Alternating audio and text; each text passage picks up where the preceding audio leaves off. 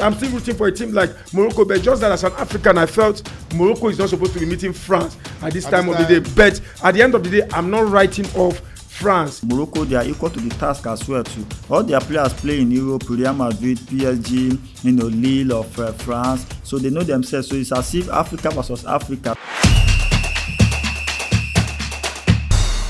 Welcome back to the Ultimate Soccer Show.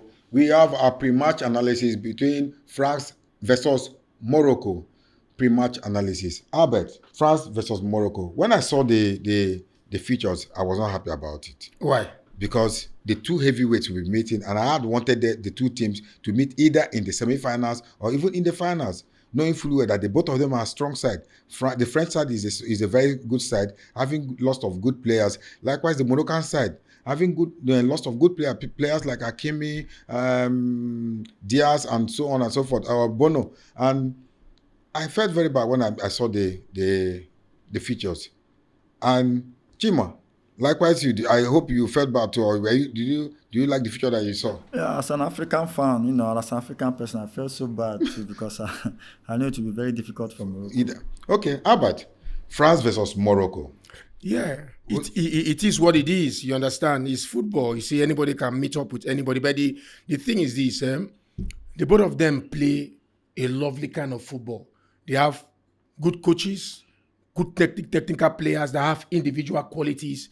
And as a matter of fact, I think if I want to look at it from the historical base of it, I'll go by saying the game can actually go anywhere. But we just want to argue that the French side have like 2 or 3 players that have a killer instinct on their foot. Understand? Someone like Kylian Mbappé and Michael Olise, they have a killer instinct on their foot. But at the same time, we should not forget about the technicalities and the qualities of a team like Morocco, the team has what I feel the heart of a Goliath. They are not scared. You understand? They don't believe they can come up with any team and be scared, because when you see a team that is scared, when they step into the pitch, you will know. Now let's go into quick history. In the last World Cup, Qatar 2022. They defied African odds, right? And they got into the semi-final of the World Cup. Now they got into the semi-final in their route to the semi-final. They were winning teams not by fluke. They were winning teams intentionally, not because they had fake penalty or wrong infringement or the support of the referee. In regulation time, they were playing good. They were under the sweat merchant of Regagu then, right? Wahid Regagu. Yes, they were playing wonderful kind of football. They were winning their games until the ultimate day in the semi-final. They lost. But having said that, the new coach now is still keeping the ante going. That is to say, there is a transgenerational thing in the Moroccan side. The same players, many of them are still in the team. Few of them just joined into the team. So his team is still compatible. It's still that team that actually performed very well 4 years ago. Now in the Nations Cup, they played in the final, if not for the imbroglio between them and the Senegalese national team. Yeah. So they got into the final of the Nations Cup. They're showing glimmer. Their younger team is playing well. Their female team is playing well, and all of that. It shows a lot of investment for the Moroccan national team. But France on one side, in the 2019 World Cup, they won the World Cup. Mbappé provided a lot of steam in that World Cup, scoring about 4 goals in that occasion. In 2022, they got to the final. They lost to the Argentine side, and he performed outstandingly well. Now in this World Cup, 7 goals. Olise was not in the last World Cup or the last 2 World Cup. It's a new wave of the moment. Consistent in Crystal Palace, consistent in Bayern Munich, giving assist in reckless abandon, scoring goals in aplomb and all of that. Now he's in the World Cup, giving the same assist and all of that. So it's going to be a game between, to me, football Goliath. Yeah, we want to place France as a team that have won the World Cup before. Yes, but there's always a room to produce surprises. You understand? So, but I'm still rooting for a team like Morocco. But just that as an African, I felt Morocco is not supposed to be meeting France at this time of the day. But at the end of the day, I'm not writing off France. In this game of football, I see, because football is packed most time by the way you start your game and the way you end it, your determination and your ability to create chances and to execute the chances, and at the end of the day, your ability to defend it. They have good goalkeepers. Bono, Magnan. You cannot put Magnan here and I'll say it's better than Bono. No, I will not accept here. For the fact that Bono is on the African soil, you can't tell me Magnan is better, because I watch a lot of game Magnan play. Though he plays in for AC Milan. In Saudi now. Sorry, Bono is in Saudi. I mean, Magnan is in AC Milan. So me as an individual, everybody has his own choice or opinion, so to speak. I don't see him better than Bono. one-on-one, I don't see. Bono is better. Yes, I don't see Magna better than Bono. So at the end of the day, as I said, there is a poisonous instinct on the foot of Mbappe, especially when he puts on his captain armband and the fans are yelling and he's putting on that blue FFF and all of that. Now, one of the venom I see in the French team is the Olise. The Olise is, I don't know how to describe him. It's just like the year Frank Ribéry came into the team. Frank Ribéry took all defenders and was bringing ball to the attackers to score and all of that. Even Florent Malouda and all of that. You said Florent Malouda because you're a Chelsea fan. But it's all good. But it's all good. I expect a good game that day. Morocco knows that they are coming up against a team that are world class. France know that they are coming up against an African team that have as well been there, done that. Was in the last World Cup, played in the semi-final. Was in the World Cup. It was the final of the CAF AFCON and the AFCON, and as well has great players in Hakimi, Brahim Diaz, and all of them. So I think the game can actually go anywhere. I'm not writing off Morocco, and as well I'm not writing off France. Chima, France finds it difficult playing African teams. They only did that. They've only done well towards African team in this present World Cup. Subsequently, African team gives them problem. Considering that the present French team has some quality players like Michael Olise, Mbappé, you have Dembele. Then looking at the Moroccan side, you have Diaz, you have Ekanous, you have Hakimi, you have Ekabi.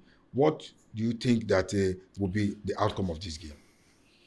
It's a very tight one. When I first realized that fixture, I was so angry because I felt like these are the two teams I really love so much. I was not expecting both of them to meet at this point. So I was expecting if they have to meet, should be in the finals.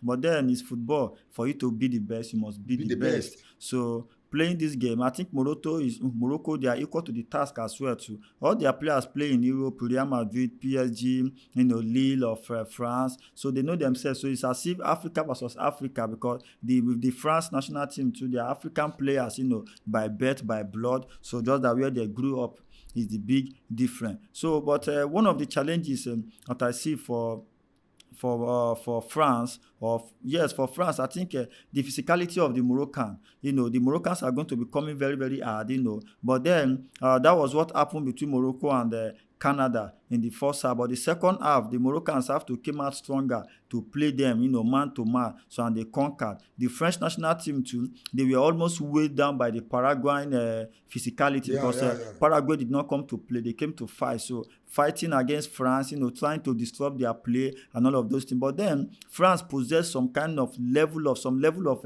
experience, because the way those Paraguayans play, that was what they did against Germany that made them beat Germany in that round of 32. They tried that against France. They were trying to hit Mbappé off the ball, trying to hit Olise off the ball. But guess what? These guys are top-notch professionals. These guys are top-class players. So they never get to offend there. They try to keep their cool because they knew that these are some of the tactics that this Paraguayan team are coming with. And then if you check the way things have been going in this World Cup, you will realize that I think there's a communication between the referee official that do not sound your whistle for any little fouls, any little infringement again. Because from what I see now, it's like, the referees are bound, or they have sworn to always allow the game to flow. Then if there's any tackle, maybe the VAR will call them back to come and revisit. So in this World Cup, they don't give out any little infringement again. They don't sound the whistle anyhow. So this has really adding the game more and more. It has made the game more harder, more critical now. So in this game now against France have played Morocco, I think 6 times now, or if I'm not mistaken. France have won 4, they have drawn 2, and then Morocco have not won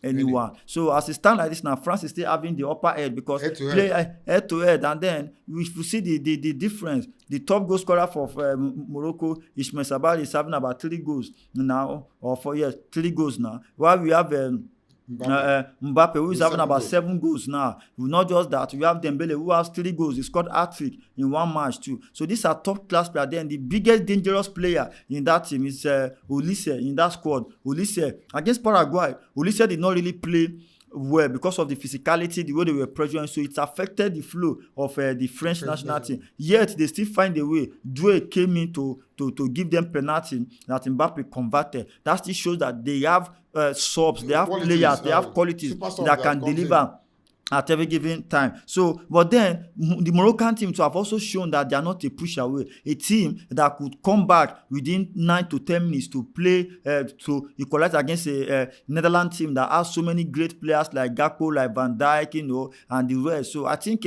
then coming out to beating Canada in their home soil, I think you can't just push away that team easily. So it's going to be let's say a 60-40 kind of game, 60 to France, 40 to Morocco. But then even a 90-10 game, the person giving 10 can still come back and win the game. So this is football. But for what I'm seeing, I think France will carry the day somehow. But Morocco, I will not be surprised if Morocco give them a run for their money. I will not be surprised if Morocco give us a very big surprise because they know themselves very, very well. Hakimi is there, Mbappé is there. They are all close friends. So they attack. But my fear is that Mbappé, Dembele, Olise, these are three world-class players that can change a game under a twinkle of an eye, that can change something under 1 minute. It's Sabali, who was injured in the last game, he was pulled out, so I'm not sure if he's back again. Then, notwithstanding, Raimi that came on to for Canada in the Canada game, he scored. He did so well, but not to be compared with the quality of France. In the midfield, Chomeni, I think he was injured.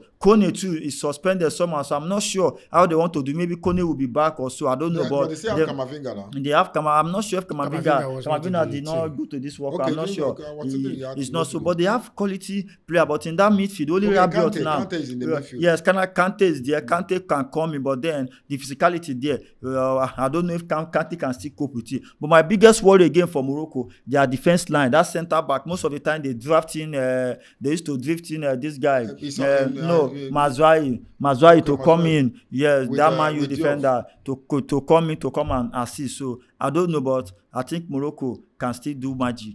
How about any other team to chip in? No time for us. No, nothing. I'm just rooting for the African team, Morocco. I love their consistency. I love the way they play their kind of football. And sometimes if you remove the name Morocco, you will see massive. It's an European team that is playing. So I wish them all the best. Let them just go into the pitch with all form of determination, giving their very best.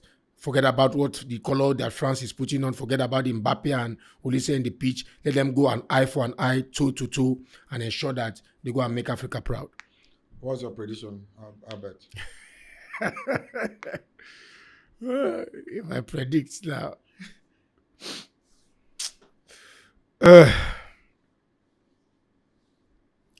I see 4 goals in the game. Who's going for? Just go 2-2. 2-2. Chimaya prediction. I want Morocco to win, but I give France 2-1. 2-1 in favor of France. Predict against Morocco. So I'm rooting for Morocco to win. Huh? I'm rooting for Morocco to win. So, but I give France 2-1.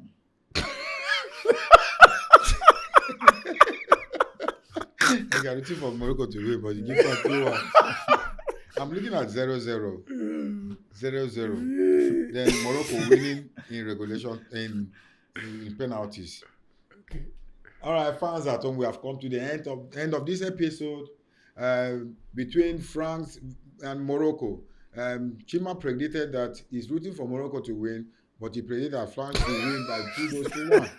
And Albert said he's looking at 2-2 draw between Morocco and France and Morocco. And I'm saying a 0-0 draw, then Morocco winning on penalties. I will urge you guys, fans at home, subscribe,